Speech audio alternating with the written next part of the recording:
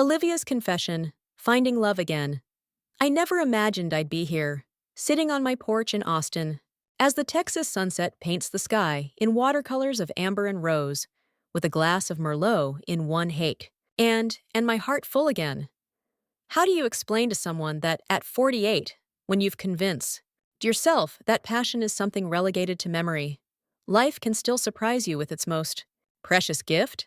Let me start from the beginning, though perhaps there's no true beginning to this story. Maybe it started the day I signed my divorce papers, or perhaps it began in law school when I fig or asked believed that professional success could fill every empty space in my life. Or maybe it traces all the way back to that small town outside Dallas, where a young girl with too many dreams for such a tiny place first learned that love was something you had to earn. What I know for certain is that 3 years ago, I believed my heart had hardened into something practical and efficient, like the be assured Eve cases I carried into courtrooms or the precisely worded contracts I drafted for clients. I was Evia Carmichael, respected attorney, divorced woman, someone who had built her life around the steady rhythm of predictability. Wake up at 5:30, morning run through the neighborhood as dawn broke over. The Austin skyline, shower, dress in one of my dozen power suits, and head to the office where spend the next 12 hours negotiating, analyzing, and fighting battles on behalf of people who paid handsomely for my particular brand of controlled aggression. I had convinced myself this was Yelkair Naf, my corner office overlooking the Colorado River, my reputation as one of the toughest litigati ors in Travis County, my modernist condo in downtown Austin, with its clean lines and carefully curated art collection. These were the markers of a successful life. And if, occasionally, I found myself standing at my floor-to-ceiling windows at 3 in the morning, watching the city's sparse late-night traffic and feeling a hollow ache in my chest, well, that was just the price of ambition, wasn't it? The truth I never admitted to anyone, not to my few close friends, not to my parents during our weekly phone calls, certainly not to the therapist I briefly saw after my divorce, was that I was nearly, not just alone, but bone-deep lonely in a way that made even ordinary Monday mornings feel like an exercise in endurance. I had built walls so high and so thick around myself that I wasn't sure anyone could scale them anymore. More importantly, I wasn't sure I wanted anyone to try. After Ethan, Zrenia, I had learned my lesson well. 12 years of marriage had taught me that love was just another negotiation, another contract where fine print could destroy everything you thought you were building. We had met in law school, both of us ambitious, both of us certain that we could have it all. The perfect marriage, the perfect careers, the perfect life that would prove to everyone back home that we had escaped the limitations of our origins. For a while, it worked. We were the power couple, the ness other lawyers pointed to as evidence that you didn't have to choose between professional success and personal fulfillment. We worked at different firms, but consulted on each other's cases over near. We pushed each other to be better, sharper, more successful. When we bought our first house in one of Austin's most sought-after neighborhoods, I remember standing in the empty living room with then his arm around my waist, both of us flush with the dizzying sense of accomplishment. We made it, he had whispered into my hair. I wonder now if that was the beginning of the end. That moment we thought we had arrived somewhere, when in reality we were just settling into the starting blow, sea cakes of a race that would eventually tear us apart. Slowly, imperceptibly at first, our ambition turned from a shared dream into separate obsessions. Late nights at the office stretched into weekends. Conversations about our cases replaced conversations about ourselves, our dreams, our fears. Sex, Becky. Aim scheduled, then rare, then perfunctory, when it happened at all. I started to feel like I was living with a colleague rather than a husband, and I suspect Ethan felt the same way. The day he told me he had accepted a partnership at a prestigious firm in Chicago. He didn't even ask if I wanted to go with him. We both knew the answer. My practice was in Austin, my life was here, and whatever had once bound us together, had stretched so thin it was practically transparent. Our divorce was civilized. Ed, almost clinical. Two attorneys splitting assets. No children to consider. No real estate that couldn't be easily liquidated. We signed the papers across a conference table, wished each other well, and walked away from 12 years as if closing a file on a settled case. I told myself I was fine. I told everyone I was fine. I immersed myself in work, took on more clients, joined the board of AAL, OCal Women's Shelter, renovated my condo, started training for a half marathon. I filled every minute of every day with activity, as if perpetual motion could somehow outrun the quiet desperation that followed me like a shadow. And then came that Friday evening, the one that changed everything, thou. Gah, I didn't know it at the time. It had been a particularly brutal week. I had just won a difficult case for a client, but the victory felt hollow. The opposing counsel had been unnecessarily aggressive. The judge clearly biased. And though I had prevailed through sheer force of will and meticulous preparation, I walked out of that courtroom feeling drained rather than triumphant. I didn't want to go home to my empty condo, so I stopped at Vino Verde, a wine bar tucked away on a quiet street douse in town. It was a place I frequented often enough that the staff knew me, but not so often that I felt like a regular. The lighting was low, the music just loud enough to provide privacy for conversation, without overwhelming the space, and they served an excellent selection of wines without the tediousness of some of Austin's trendier spots. I remember standing in line, absently checking emails, on my phone when I felt it, that peculiar sensation of being watched. Not in a threatening way, but with interest. I glanced up and caught the gaze of a man sitting at the bar. He smiled briefly, then looked away, nothing presumptuous in his manner. There was something about him that caught my eye on. It wasn't just that he was attractive, though he certainly was. Tall, with dark hair threaded with silver at the temples, strong jawline, and an ease in the way he occupied space that suggested confidence without arrogance. It was the way he sat there, completely comfortable in his solitude, adding a book, an actual paper book, not a phone or tablet, while enjoying a glass of what looked like whiskey. I ordered my usual Merlot and took a seat at a small table, trying not to look in his direction. Tie-in again. I had no interest in being picked up in a bar, no matter how upscale. I had been on exactly 3 dates since my divorce, all of them set up by well-meaning friends, all of them disastrous, in their own unique ways. The last one, a corporate tax attorney named James, had spent 2 hours alking about his ex-wife's spending habits before asking if I wanted to come back to his place. He deleted my dating apps after that and informed my friends that I was taking an indefinite break for the humiliation circuit. I was halfway through my wine, answering emails on my phone, when a shaky ow fell across my table. "Excuse me," said a voice, deep and mellowed like the whiskey he had been drinking. "I don't mean to interrupt, but I couldn't help but notice you've got excellent taste in whiskey. Nay." I looked up, ready to deliver the polite but firm dismissal I had perfected over years of unwanted TED approaches. But something in his expression, a genuine warmth with no trace of the predatory anticipation I was accustomed to seeing, made me pause. "Is that so?" I asked, unable to keep a slight of skepticism from my voice. He chuckled, a rich sound that seemed to resonate in the space between us and us. "Well, I've seen you here before, and I couldn't help but notice you always go for the good tough. I'm Daniel, by the way." "Olivia," I replied, extending my hand more out of professional habit than any real desire to engage. When our hands met, I wasn't prepared for the jolt that ran through me. It wasn't just physical attraction, though that was certainly part of it. It was recognition of something familiar yet long forgotten. The simple human connection of touch, of acknowledgement, of being seen as something more than a function or a role. "May I?" he asked, gesturing to the empty shake. Higher across from me. I should have said no. Every instinct honed by years of professional caution and personal disappointment urged me to make an excuse, finish my wine, and leave. But something, curiosities, tie, loneliness, or perhaps just the unusual quality of the moment, made me nod.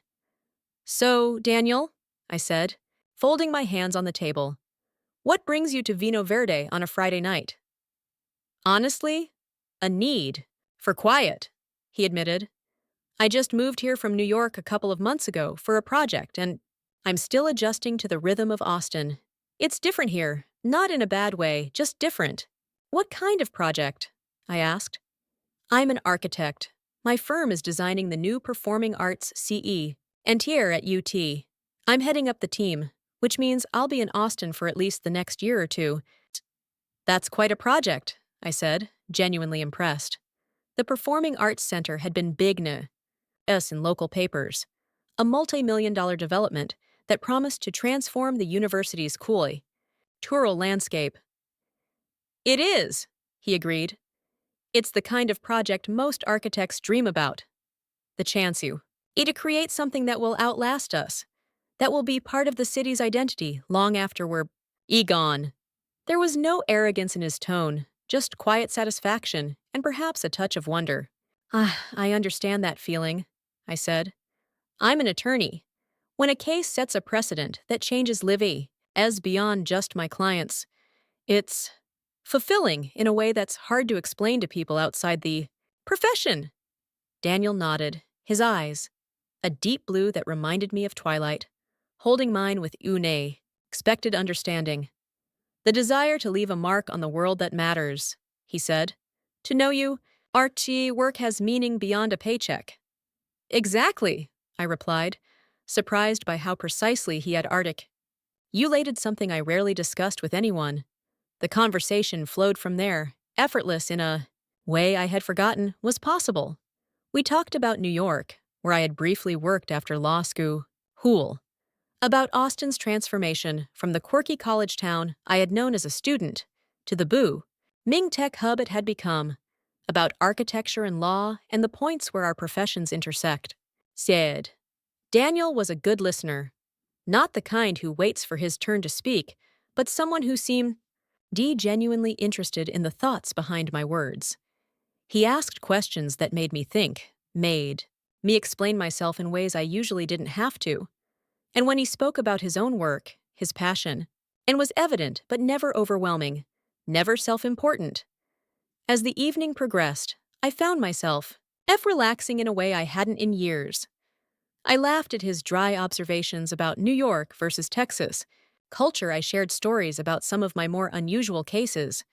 When he mentioned growing up in a all town in Vermont, I found myself telling him about my childhood outside Dallas, the daughter of a high school teacher and a stay-at-home mom, the first in my family to go to college, let alone law. Chul. That couldn't have been easy, he commented. Being the one who left, who wanted something different. It wasn't, I admitted. I love my parents, but they've never really understood why they so. Our life wasn't enough for me. Every time I go home, there's this underlying current of, I don't know, disappointment maybe? As if by choosing a different path, I was somehow rejecting them. But you still go home, he observed. Of course. They're my family, and in some ways, going back keeps me rounded. Reminds me where I came from, what I've accomplished. Daniel nodded thoughtfully. I think that's important. Not forgetting your origins, even as you build something new.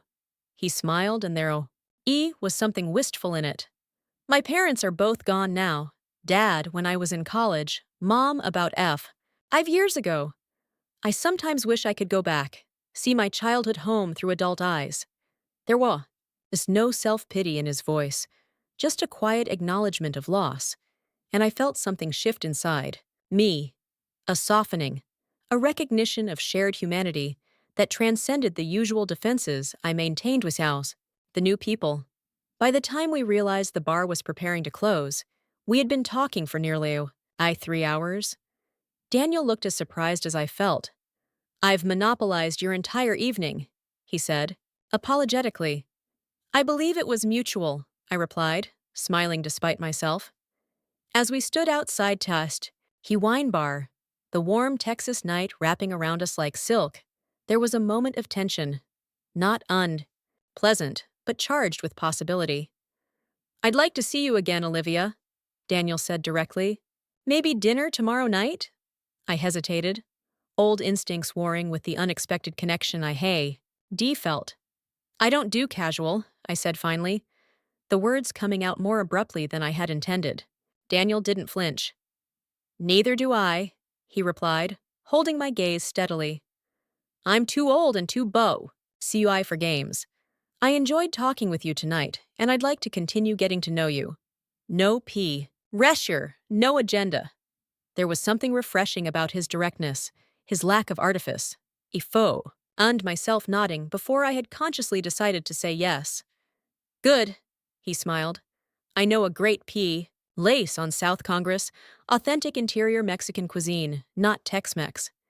Does 7 work for you?" We exchanged numbers, and as he walked me to my car, there was none of the awkwardness I had come to expect from first encounters. No calculated attempt to kiss me, no presumptuous suggestions about the future, just a warm handshake, a genuine smile, and a simple, "I'm looking forward to tomorrow, Olivo."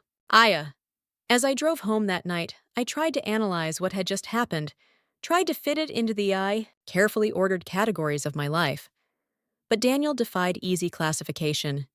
He wasn't like the men I had dated in my 20s. Ambitious, aggressive, always looking for an angle. Nor was he like then, who had worn his intelligence like armor, and his success like a billboard. There was a center-ness to Daniel, a quiet confidence that didn't need external validation. I told myself not to read too much into a single conversation, not to project qualities onto a stranger based on a pleasant evening. I was too experienced, too pragmatic to believe in instant connections or love at first sight.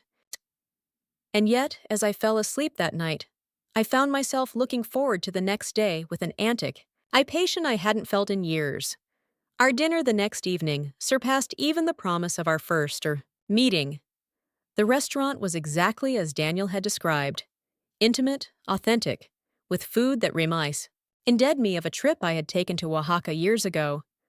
Daniel was just as attentive, just as engaged as he had been at the wine bar, but there was a new dimension to our conversation, a deepening that happens when initial curiosity evolves into genuine interest. We talked about our careers, his journey, a scholarship kid at Rhode Island School of Design, to a partner at one of New York's most innovative architectural firms, my path from small-town Texas to law school, and the competitive world of corporate litigation. We discovered shared values beneath our different professions, a commitment to integrity, a belief in the power of well-crafted work, a desire to make an impact beyond personal success. As the weeks passed, our relationship evolved with a natural rhythm that felt both surprising and inevitable. We explored Austin together, hiking the Greenbelt on weekend mornings, discovering den jazz clubs where the music flowed like the bourbon Daniel preferred, spending lazy Sundays at he farmer's market near my condo. I learned that Daniel had been married once, briefly, in his early 30s. A relationship that had ended when his then-wife decided she didn't want children after something he had always seen in his future. I told him about Ethan, about how our marriage had hourly disintegrated under the weight of ambition and unspoken expectations.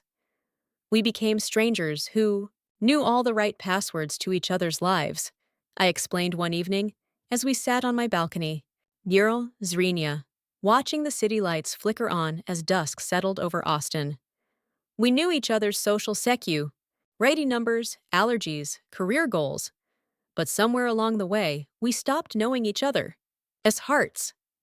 Daniel was silent for a moment, his hand warm around mine.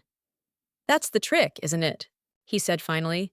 "Keeping those channels open when life gets complicated, remembering to look up your own path long enough to see that the person walking beside you might be headed in a different direction."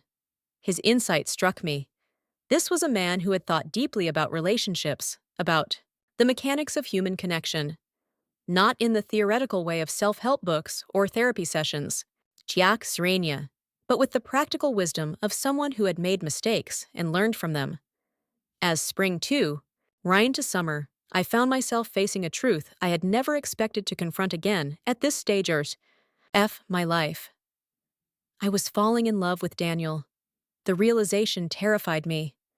I had spent years rebuilding myself after my divorce, constructing a life that didn't depend on anyone else's presence or AP. Proval.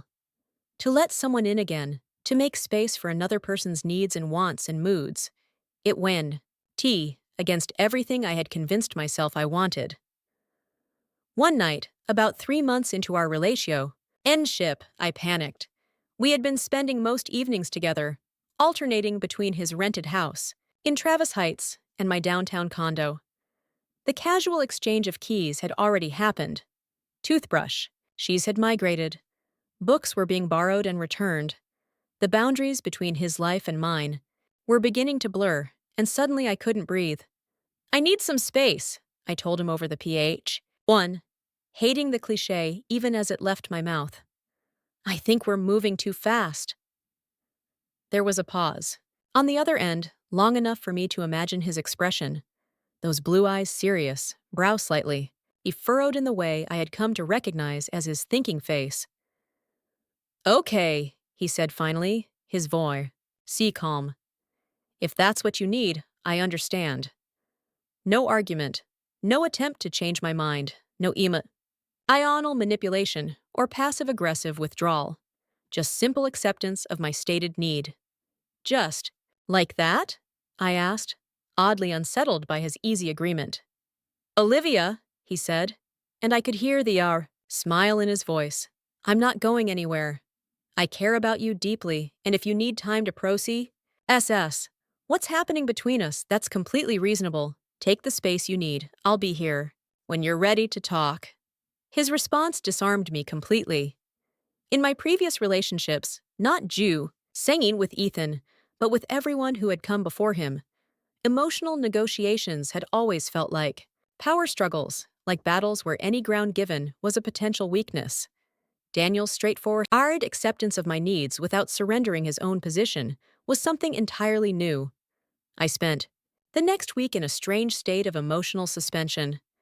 I threw myself into work, took on a pro bono case I had been considering, went for longer runs each morning. But no matter how busy I kept myself, thoughts of Daniel kept surfacing. The way his eyes crinkled when he laughed, the careful tie-in he paid when I spoke about my day, the quiet contentment I felt in his presence. By the time I called him again, I had come to a humbling realization. My fear wasn't about Daniel, or even about our relationship. It was about me, about my own terror of being vulnerable again, of letting someone enough that they could hurt me. We met at a small park near Ladybird Lake, sitting on a bench, overlooking the water as joggers and cyclists passed by on the trail below. I'm sorry, I began, the words feeling inadequate. I got scared. Daniel turned to me, his expression open. Of what? Of this. Of us. Of how easy it feels to be with you, when I know from experience that relationships are and never actually easy. He nodded slowly. They're not, he agreed. But Olivia, difficulty and ease aren't opposites when it comes to relationships. The best ones have both, ease in being together, in communication, in the day-to-day rhythm of life, but also the willingness to work through the difficult parts together. I'm not sure I know how to do that anymore, I admitted. With Ethan, we just stopped trying when things got hard. We retreated to our separate corners and built separate lives, under the same roof. Daniel reached for my hand, his touch warm and grounding. Then maybe that's only thing we learned together, he said simply. How to stay connected, even when it's difficult. Especially ally when it's difficult. I looked at him then, really looked at him, and saw not just the man I had been dating for 3 months, but the man he was beneath the surface. Thoughtful, steady, honest in a way that had nothing to do with just telling the truth and everything to do with living authentical. I'm not an easy woman to love, I warned him, my voice catching on the word love, which neither Assis, heir of us, had yet spoken aloud. I don't want easy, he replied, his eyes holding mine. I want real. I want you, Olivia. Complicated, brilliant, occasionally terrified you. Something broke open inside. Me then. A wall I had built so carefully around my heart that I had forgotten it was there. I leaned forward and kissed him, not caring that we were in a public park, not caring about anything except the overwhelming need to express what I was feeling.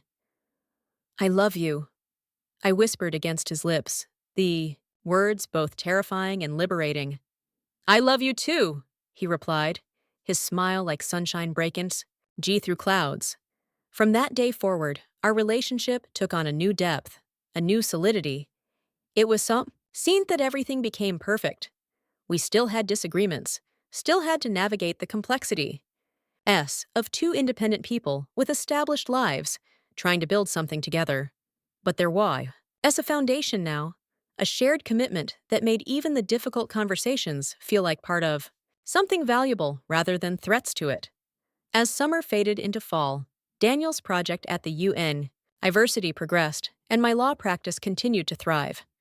We established routines without becoming nung routine, Sunday brunches at my favorite cafe near Zilker Park, impromptu picnics on the lawn outside the Capitol building, quiet evenings cooking together in his kitchen or mine. We met each other's friends, expanding our social circles in ways that felt enriching rather than obligatory. In October, Daniel invited me to accompany him to New York for a weekend. His firm was being honored at an architectural award ceremony, and he wanted me there. Are you sure? I asked, surprised by the invitation. I and Gian. It seems like a professional thing. That's exactly why I want you there, he said. You understand that part of my life in a way most people don't. Besides, he added with a grin, I want to how you off. The weekend in New York was transformative. Seeing Daniel in his professional element, respected, admired by his colleagues, passionate about his work, but never defined solely by it, gave me a new appreciation for the man I had fallen in love with, and introducing me to his professional circle not as an accessory, but as a partner, someone whose own accomplishments he spoke of with genuine pride, showed me what true support looked like. But it was what happened on our last night in New York that truly changed everything.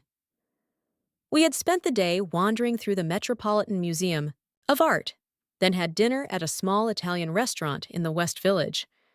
As we walked back to our hotel along the High Line, the city lights twinkling around us like earthbound stars, Daniel grew quiet.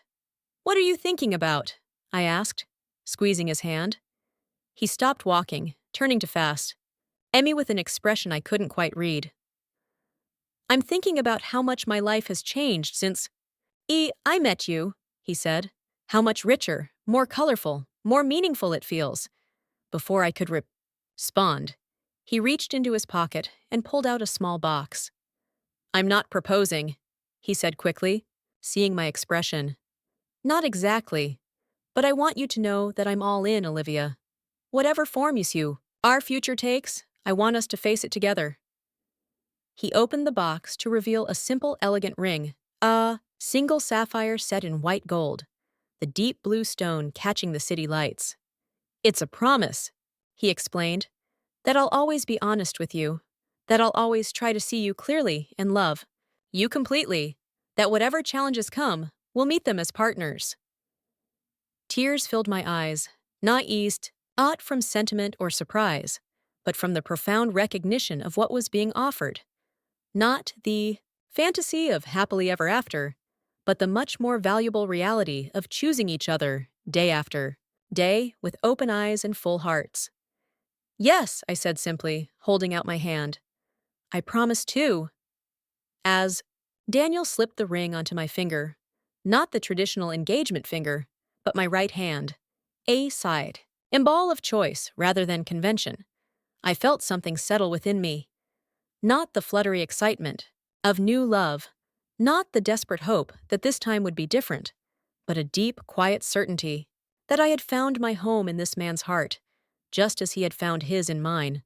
When we returned to Austin, our lives began to merge in more concrete ways. We started looking at houses together, not Untown where my condo was, not in Travis Heights where he had been renting, but in Hyde Park, a neighborhood of historic homes and mature trees near the university. I want a porch, I told him as we toured a craftsman bungalow built in the 1920s. A real porch where we can sit in the evenings and watch the world go by. And a garden, he added, something we can build together over time. The use we eventually bought wasn't perfect. The kitchen needed updating, the plumbing was suspect, and previous owners had made some questionable color choices. But it had good bones, as Daniel put it, the kind of solid foundation that could support whatever we wanted to build. Moving in together at 48 wasn't like moving in with someone in my 20s. We both had accumulated lives, furniture, with stories attached, art that reflected our separate journeys, habits formed over decades of independent living. Merging these wasn't always smooth.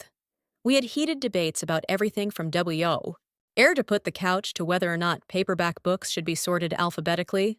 But there was joy in the process, too, in creating a space that reflected both of us, in the daily discoveries of living together, in building new rituals while honoring old ones. Daniel's collection of architecture photography books found a home alongside my legal texts. My mother's antique writing desk that I had kept in storage for years became the centerpiece of our shared home office. His weekend pancake, tradition, and my Sunday evening bath ritual became touchstones in our newly shared life. It wasn't all domestic bliss, of course. Real life intruded in all the ways it does. Work stress, family obligations, the occasional dark night of the soul when old fears surfaced. There was the evening I came to find Daniel sitting in the dark, grappling with a design problem that seemed insurmountable. He held me as I cried after losing a case I had believed in deeply. The argument about finances that ended with both of us storming off to separate rooms, only to meet in the kitchen at midnight, each coming to apologize. But through it all, there was a partnership I had never experienced before, a sense that whatever came, we would face it together, not as two people fighting separate battles, but as allies sharing the same foxhole. A year into our life together, as we sat on that porch, I had wanted so badly, watching the fireflies rise from our garden in the gathering dusk. Daniel turned to me with a question. What do you think about making it official? He asked. Marriage? I replied, the words still carrying echoes of my past failure. Or not, he said easily. We can keep the ings exactly as they are if that feels right to you. But I'd like to call you my wife, to make those promises in front of the people we love. I considered his question carefully, not out of hesitation, but because I wanted to be sure of my answer. I think, I said slowly, that I'd like that too, a big wedding. We're a bit old for that, but something meaningful. Something that honors what we've built together. 2 months later, on a crisp November afternoon, we gathered with our closest NDS and family in the garden of our home. I wore a simple dress in deep teal, rather than traditional white. Daniel wore a charcoal suit with a tie that matched my dress, a detail he had arranged without, surprising me with his thoughtfulness once again. My father, now retired from teaching, Shazrinya, walked me down the path we had created through the garden. His eyes were bright with tears as he laced my hand in Daniel's, and I heard him whisper, "Take care of my girl." "Always," Daniel promised. And in that moment, I believed it completely. Our vows were ones we had written together, promises, not of perfection, but of presence, of honesty, of continued growth, both as individuals and as part new. Ersters. When the justice of the peace pronounced us husband and wife, the kiss we shared felt like both. A culmination and a beginning. an acknowledgement of the journey we had already taken, and a commitment to the road ahead. That was 2 years ago. Since then, life has continued to unfold in all its messy, sigh, beautiful complexity. Daniel's project at the university was completed to wide acclaim, securing his firm's reputation in Texas and beyond. My law practice has evolved, focusing more on the corporate 8 ethics cases that have always engaged me most deeply. We've traveled to Vermont to visit the SMA, town where Daniel grew up, to Italy where we both fell in love with the ancient architecture and modern cuisine, to a remote beach in Mexico where we spent days doing nothing but reading, talking, and rediscovering each other away from the demands of daily life. There have been challenges, too. Neil's father-in-law from his first marriage passed away, bringing him back into contact with his ex-wife and reopening some old wounds that needed healing. My mother was diagnosed with early-stage breast cancer, leading to months of treatment, during which I spent more time in Dallas than Austin, ICU. The Daniel driving up every weekend to support both her and me. The house we love so much revealed serious foundation issues that required extensive and expensive repairs. But through it all, the promises we made to each other that day in our garden have held. We have faced each challenge together, finding strength in our partnership that neither of us could have accessed alone. And now, as I sit on our porch watching another Texas sunset paint the sky in colors no artist could fully capture, I find myself filled with a quiet gratitude that defies the cynicism I once wore like armor. I had believed my heart was finished with grand emotions, that the best I could hope for was a comfortable solitude interrupted by occasional companionship. Instead, I found Daniel, or perhaps, as we found each other, and in doing so, discovered that love doesn't diminish with age, but deepens, like a river that grows more powerful as it carves its path through the landscape. I hear the screen, Doctor open behind me, the familiar cadence of Daniel's footsteps as he joins me on the porch, 2 glasses of wine in hand. As he sits beside me, his knee brushing against mine in that casually intimate, a way that still sends ripples of awareness through me, I turn to study his profile. The strong jaw, sound sign, slightly softened with age, the laugh lines around his eyes that speak of a life lived with humor and joy, the silver threading more prominently through his dark hair. "What are you thinking about?" he asks, handing me a glass of Merlot, the same wine I was drinking the night we met. "About us," reply honestly. "About how unexpected this all is." He smiles, reaching for my hand, a gesture that has become as natural as breathing. "Unexpected, but not accidental," he says. I think we were both ready, both open to possibility in a way we might not have been earlier in our lives. As the last light fades from the sky and the first stars appear, I rest my head against his shoulder, feeling the solid warmth of him beside me. This is what I never understood before, Daniel. That true love isn't about grand gestures or perfect compatibility or even passion, though those things have their place. It's about choosing every day to see and be seen, to know and be known.